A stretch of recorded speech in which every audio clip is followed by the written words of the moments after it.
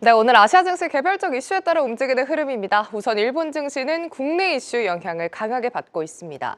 일본 인플레이션이 2년 만에 최고치를 달성했고요. 이에 달러당 150엔이 무너지기도 했습니다.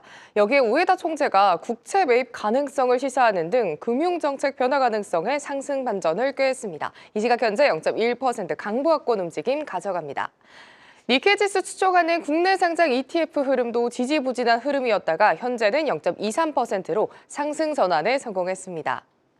오늘도 약세로 개장한 인도 증시입니다. 미국의 상호 관세도 관세지만 외국인의 매도 러쉬가 지수의 하방 압력을 이번 주 내내 주고 있습니다. 하락폭이 엄청 크진 않지만 오늘까지 3거래일째 하락이고요. 이 시각 현재 0.52% 하락불 켜내고 있습니다. 인도의 또 다른 대표 지수죠. 니프티 지수를 추종하는 ETF도 보합권에서 계속 등락을 반복하다가 2시 다가오면서 하락폭을 좀 키우는 모습이었는데요. 현재는 0.5% 내외에서 하락세를 보여줍니다. 오늘 기술주 중심으로 돌아가는 상해 증시입니다. 오전과 달리 오후장 들어서 수급이 붙으면서 이런 테크주들 단에서 선방을 좀 보이자 지수는 다시 살아나는 모습인데요. 오전의 하락을 뒤로하고 현재는 0.8%, 1% 가까운 상승세 보여주면서 3,379선 지나가고 있습니다. 관련 ETF 오늘 변동성이 꽤 큰 모습을 보여주고 있습니다. 현재는 오전장의 상승을 대부분 반납한 채 1% 아래로 떨어졌다가 이 시각 현재 다시금 상승불을 켜면서 0.9%대 상승세 보여줍니다. 오늘 아시아 증시대에서 가장 강세를 보이는 건 바로 항생지수입니다. 알리바바의 호실적 발표에 힘입어 급물살을 타고 있고요. 미국 빅테크 AI 투자 사이클 기대감이 극대화되고 또 반도체를 포함해서 미디어, 통신, 인터넷 이런 쪽 단에서도 동반 강세를 보여주고 있습니다. 이에 항생지수가 23,000포인트를 상회하면서 연고점을 또다시 갱신했는데요. 현재는 2.9% 상승해서 23,234포인트 선 지나가고 있습니다. 이 가운데 홍콩 증시의 테크주들 오늘 흐름 좋습니다. 개장부터 쭉 상승 탄력을 이어오면서 코덱스 차이나 항생테크 ETF도 힘을 받고 있습니다. 오히려 오후장 들어서 더 강한 상승세를 보여주고 있는데요. 현재는 3.6%로 가장 고점 부근에서 움직이고 있습니다. 지금까지 아시아 증시 전해드렸습니다.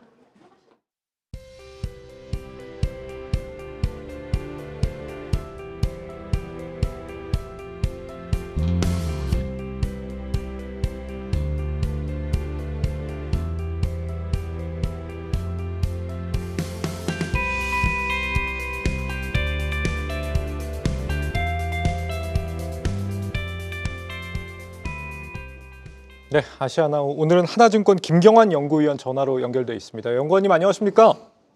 네, 안녕하십니까? 네, 이 중국 최대 전자상거래 기업 알리바바가 어제 호실적을 낸 게 시장에 영향을 크게 주는 것 같습니다. 항생테크 지수 5% 이상 급등하면서 3년 내 최고치를 달성하고 있다.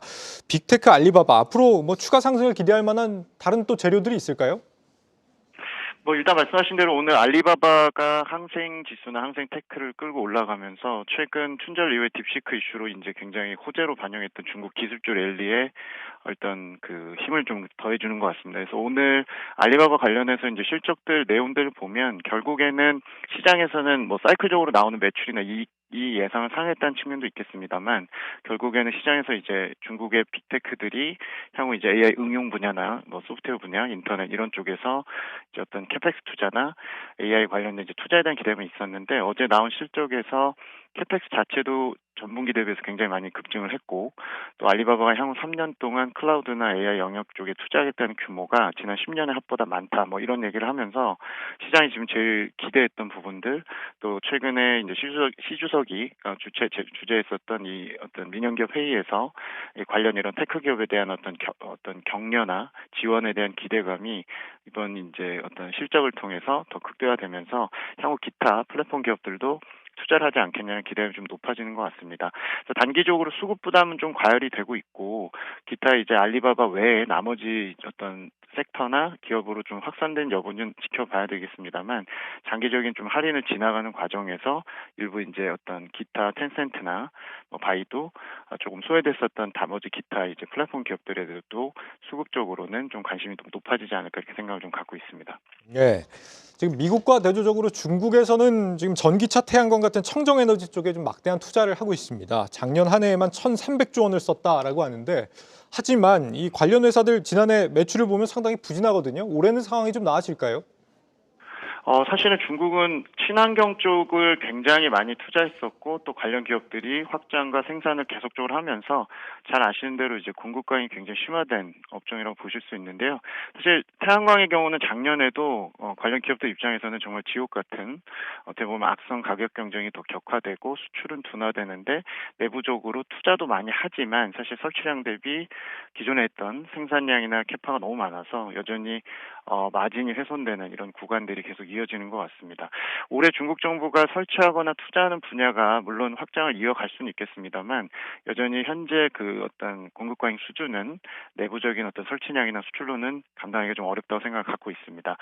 그래서 중국 정부가 작년 11월부터 특히 태양광에 대해서는 뭐 투자도 좋고 어떤 경쟁도 좋지만 기본적으로 지금 수준의 어떤 훼손된 마진이나 악성 가격 경쟁, 프로모션 이런 것들 또 기술차가 별로 없는 수익기업들끼리 현금을 줄여가면서 굉장히 그 절벽에 가까운 이런 경쟁을 하는 거를 지양하겠다라는 이제 취지하에 좀 통제에 나설 걸로 예상이 됩니다. 그래서 올해 중국의 관련 주가나 이런 측면에서 보면 상반기에 공급 측 개혁이라고 하는 각종 이제 어떤 그 공급 통제나 보조금 축소 전반적으로 이제 줄여가면서 수익기업 위주로 퀄리티 있게 관리하겠다라는 이제 정책들이 주가의 촉매제가 될 가능성이 있다고 보고요. 시황이 크게 좋아지긴 어려울 것 같고 관련 기업들이 이제 자구책을 통해서 혹은 이제 도태되는 기업들과 함께 이제 좀 정리가 되는 과정에서 강자 독식하는 이런 수익 기업들의 주가 측면에서의 기회가 뭐 좀 넓게 보면 친환경, 좁게 보면 태양광이나 배터리 풍력 쪽에서 수익 기업 중심으로 먼저 있을 것 같다 정도를 말씀드리겠습니다. 예, 이 딥시크 랠리가 계속 이어질 수 있겠느냐 여기에 대해서 오늘 BCA 리서치에서 이제 거의 다 끝이 나간다 이런 보고서를 냈거든요. 중국 증시에 대한 연구원님 전망은 좀 어떠신지 궁금합니다. 일단 장기적으로 저희가 중국이 할인됐다는 거는 부정은 할 수는 없을 것 같습니다. 뭐 중국 내부적인 공급 과잉이나 내수 침체 요인도 있을 거고요. 일본화될 것 같은 굉장히 부정적인 모습들 많이 보여주면서 기술주든 소비주든 중국과 홍콩에 있는 상장 기업들은 장기적인 할인과 마진율 훼손을 반영을 하면서 주가 부진했습니다. 분명히 지금 이번 딥시크발 이슈로 인해서 소위 말해 이제 어떤 좀 그 기술주에 대한 중국 쪽에 대한 환기와 또 일부 수급들이 좀 급하게 들어왔던 측면이 좀 있을 것 같습니다. 그래서 올해 연간이나 내년까지의 어떤 밸류에이션 측면이 부담스럽다는 아니지만 단기적인 어떤 수급 집중도나 쏠림에 대해서 부정할 수 없기 때문에 통상적으로 저희가 3월 달은 중국은 수급적인 패턴이나 어떤 전인대 이후의 어떤 차익 실현 이런 것들 때문에 원래 조정을 좀 받는 상황인데 본토 대비해서 홍콩이 상당히 2월에 랠리를 좀 거듭했기 때문에 단기 쏠림에 대한 어떤 쉬어가는 구간이 3월에 좀 있지 않을까 이렇게 생각을 좀 갖고 있습니다. 다만 더 큰 틀에서 보면 3월 전인대 이후에 중장기적인 재정 확대 그리고 올해는 어차피 내수 올인을 하겠다, 뭐 소비 촉진을 하겠다를 최우선 순위로 걸고 있기 때문에 이런 쪽에서 이제 부동산 경기 바닥 확인과 함께 지켜보실 필요가 있을 것 같고요. 더 중요한 거는 이제 기술주 랠리가 아주 뭐 짧게 끝날 것 같지는 않고요. 이번 이제 3, 4월 정도의 이 숨고르기 이후에 장기적으로 이제 15차 5개년 계획을 내년에 앞두고 있기 때문에 이번 여름을 중심으로 관련 5개년 계획 예산이 잡히고 산업 테마 트레이딩 관련해서 AI 응용 분야 확산 이런 쪽에 대한 기대감은 여전히 유효하다고 생각을 좀 갖고 있습니다. 그래서 저희는 일단 현재 구간에서는 본토 CSI 300 지수처럼 이번 랠리에서 좀 소외됐던 종목들이나 지수, 대표 지수 좀 지켜보실 필요가 있을 것 같고요. 3월에 홍콩의 어떤 조정의 폭이나 쉬어가는 정도에 따라서 또다시 중국 쪽을 좀 지켜보시다가 관련주들이나 혹은 이런 대표 지수를 좀 투자드리는 걸 좀 권고드립니다. 네, 연구원님 오늘 말씀 여기까지 듣겠습니다. 말씀 고맙습니다. 네, 감사합니다. 네, 하나증권 김경환 연구위원과 함께했습니다. 이 시각 아시아 증시 주요 뉴스입니다. 구글이 인도에서 오프라인 매장 설립을 추진합니다. 일부 관계자에 따르면 구글은 인도 수도 뉴델리와 금융중심지 뭄바이 등 주요 도시의 후보지를 정했으며 이를 확정하는 최종 단계가 진행되고 있다고 전했습니다.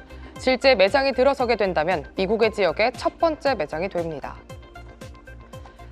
베트남의 회가 통신법을 개정해 일론 머스크 테슬라 CEO의 위성 인터넷 서비스 스타링크의 현지 진출을 허용했습니다.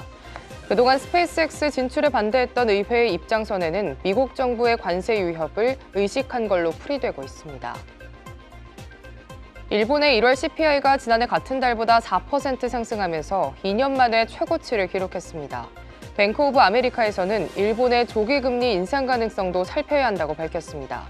이에 일본 엔화가 올 들어 최고치로 오르며 달러엔 환율이 150엔대 아래로 떨어지기도 했습니다. 달러엔 환율이 150원대 아래로 붕괴된 것은 올해 처음입니다. 일본은행이 국채금리 안정을 위해 장기 국채 매입에 나섭니다. 최근 일본의 10년물 국채금리는 15년 3개월 만에 최고 수준을 기록하며 상승세를 보이고 있습니다. 오늘 우에다 총재의 발언 이후 국채금리는 하락세를 보이고 있습니다. 계속해서 다양한 경제 이슈를 알고 싶다면 구독과 좋아요, 알림 설정 부탁드립니다. AI 캐스터 권미정이었습니다.